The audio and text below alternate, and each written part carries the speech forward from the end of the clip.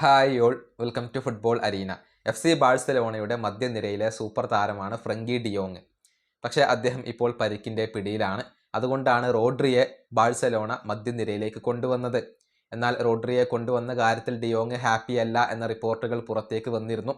കാരണം അദ്ദേഹത്തിന് ഇനി സ്റ്റാർട്ടിംഗ് 11-ൽ സ്ഥാനം നേടുക എന്നുള്ളത് വളരെയധികം ബുദ്ധിമുട്ടായിരിക്കും. റോഡ്രിയെ കൊണ്ടുവന്നത് ഡിയോങ്ങിന് ഇഷ്ടപ്പെട്ടില്ല എന്നായിരുന്നു ചില റിപ്പോർട്ടുകൾ ചൂണ്ടിക്കാണിച്ചിരുന്നത്. ഇതുമായി ബന്ധപ്പെട്ട മറ്റൊരു റൂമർ കൂടി ഇപ്പോൾ പുറത്തേക്ക് വന്നിട്ടുണ്ട്. അതായത് ഡിയോങ്ങിനെ കൊണ്ടുപോവാൻ വമ്പന്മാരായ മാഞ്ചസ്റ്റർ സിറ്റി ഇപ്പോൾ രംഗത്ത് വന്നിട്ടുണ്ട് എന്നാണ് സ്പാനിഷ് മാധ്യമങ്ങൾ കണ്ടെത്തിയിട്ടുള്ളത്. പ്രത്യേകിച്ച് ഹൊസെ അൽവാരസ് എന്ന മാധ്യമ പ്രവർത്തകനാണ് ഇക്കാര്യം റിപ്പോർട്ട് ചെയ്തിട്ടുള്ളത്. അതായത് ഡിയോങ്ങിൻ്റെ പരിക്കിൻ്റെ കണ്ടീഷനുകൾ ഇപ്പോൾ സിറ്റി പരിശോധിക്കുന്നുണ്ട്.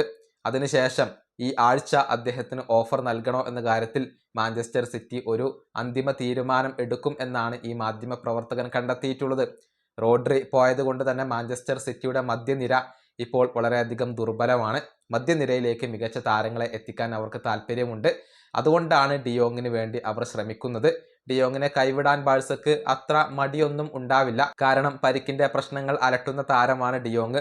മാത്രമല്ല മധ്യനിരയിൽ ഒരുപാട് ഓപ്ഷനുകളെ ഇപ്പോൾ FC ബാഴ്സലോണയ്ക്ക് ലഭ്യമാണ്. അതുകൊണ്ട് തന്നെ നല്ല ഓഫർ വന്നു കഴിഞ്ഞാൽ ഒരുപക്ഷെ മാഞ്ചസ്റ്റർ സിറ്റിക്ക് ഡിയോങ്ങിനെ കൈമാറാൻ FC ബാഴ്സലോണ ഒരുക്കമായേക്കും. ഏതായാലും ഈ ആഴ്ചയോടുകൂടി ഡിയോങ്ങിൻ്റെ കാര്യത്തിൽ ഒരു തീരുമാനം ഉണ്ടാകും. അദ്ദേഹത്തിന് വേണ്ടി ഓഫർ നൽകണോ എന്ന കാര്യത്തിൽ ഈ ആഴ്ചയാണ് മാഞ്ചസ്റ്റർ സിറ്റി ഒരു തീരുമാനം എടുക്കുക.